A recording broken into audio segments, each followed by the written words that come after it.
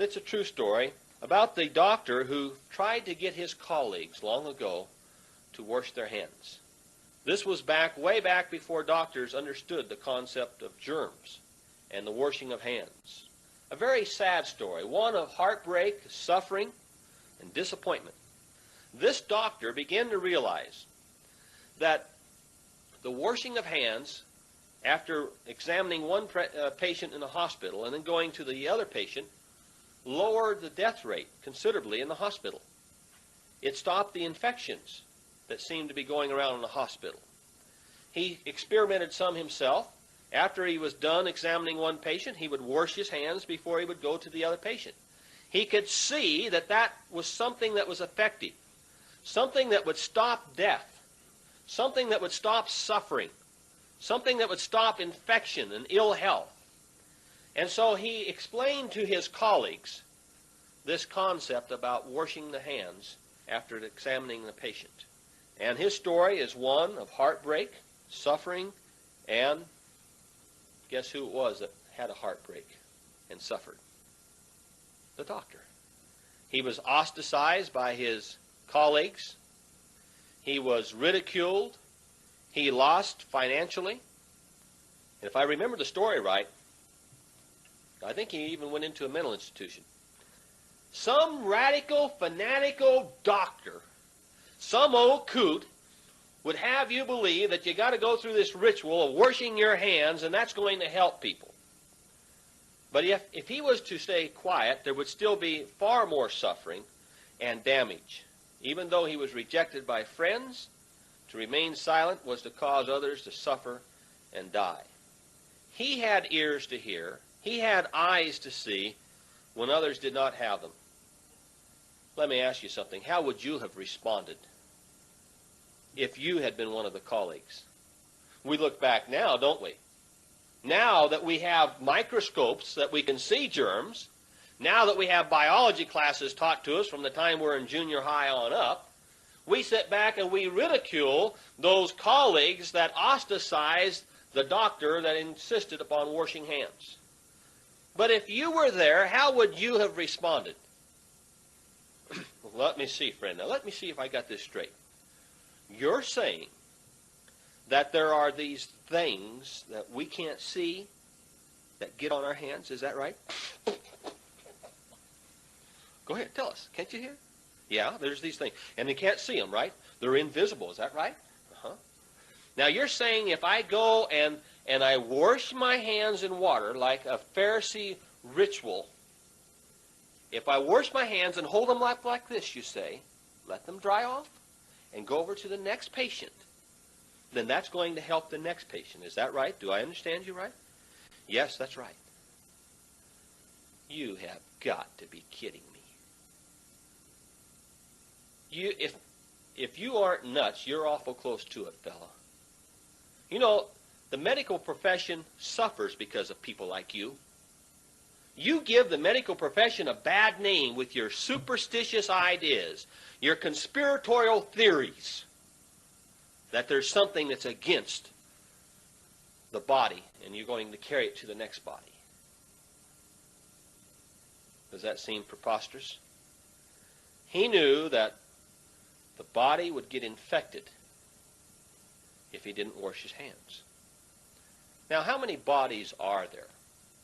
One time I brought a message about a year ago at a health seminar. I was asked just on the spur of the moment to speak on Sunday morning to a group of people. Most of them were of a New Age bent concerning, well, it was a church service. And so I decided to speak on health and the body. And I said to the group, I said, how many bodies are there? This group understands that there's more than one body. Is that not correct? And they all agreed. I said, well, how many bodies are there? Well, there's the physical body. Someone responded that there's the mental body. Another one said there's the spiritual body. One spoke of the aura, the auroric body. And they all agreed with me that the effect of, or the health of one body would affect the other body. In other words, my physical health, the health of my physical body, is affected by my mental outlook sometimes, is it not? They could understand that. I said, but you're missing something. There's another body. there's another body that you're missing. And it too has an effect upon the physical body. Right? They didn't know. They were really quite puzzled, and they were all sitting on the edge of the seat waiting for me to tell them. What is the other body? I've talked about the physical body, the mental body, the spiritual body, the auroric body. What is the other body? I said to them, how about civil body politic? The body politic, the condition of that body politic will affect your physical body. Right? If there's a draft, does that affect your physical body? How about if that civil body politic decides that tryptophan is no longer to be on the market? Or that Laetrile is a taboo substance? It all has an effect on our physical body. I pointed out to them that in the Mayflower Compact it says, quote, having undertaken for ye glories of God and advancement of ye Christian faith and honor of our King and country and voyage to plant ye first colony in ye northern parts of Virginia, do by these presents solemnly and mutually in the presence of God and of one another covenant and combine ourselves together into a civil body politic for our better ordering and preservation. They understood that they were going to be preserved. They had to have a healthy body politic. Now, suppose I were to tell you that there is a civil body politic, and that it's ill, and that it's in trouble, that it's ailing, that it's dying, it's getting weaker and sicker every day. Well, you, one of those enlightened individuals, would probably agree with me. Oh yes, something's got to be done. But let's go a step further. Suppose I tell you that it's ill and it's ailing and dying and sick because it's being invaded by living organisms that you can't seem to see, parasites, viruses, bacteria that are coming in and feeding off of that body, robbing that body, killing and destroying that body. We don't call them germs. We call them what? They. Oh, you gotta be. Oh, you're one of those nuts, one of those radicals, aren't you? You believe there's some kind of conspiracy, something going on. Isn't that the response we get from the crowd today? From the Christian world that wants to make a difference? When they hear a truth that is right down there on the same level as the doctor talking about washing his hands, they respond in the same way.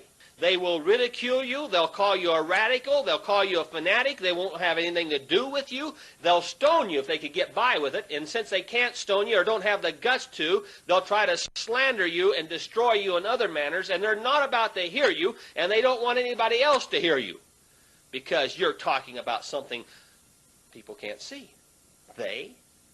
Let me understand this right. You're saying they are coming in and infiltrating this body for the purpose of destroying it, feeding off of it, robbing it? You're crazy. You're dangerous. You're one of those right-wing extremists, aren't you?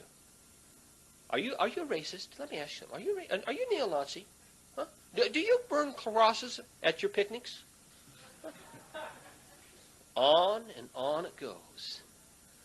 Well, I want to tell you something if you are one of those people. You call it whatever you want. You label it whatever you want because you are not going to shut up the prophets. There's too many of them waking up and wising up.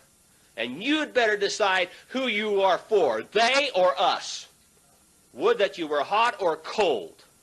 But that's just the way it is. The lines are being drawn and you can take your choice. We'll see who's crazy. How frustrating it must have been to that doctor who could see the suffering. He could hear the moans and the cries. Witness the families broken as a mother dies after childbirth because of infection that could have been stopped if a doctor would have washed his hands after looking at one patient and going on to the next one. He could smell the stench of death. And if he speaks up, they're going to stone him in their fashion. But if he doesn't, the suffering and this heartache goes on. And I tell you today, they are there, stealing, killing, and destroying. How you respond is up to you.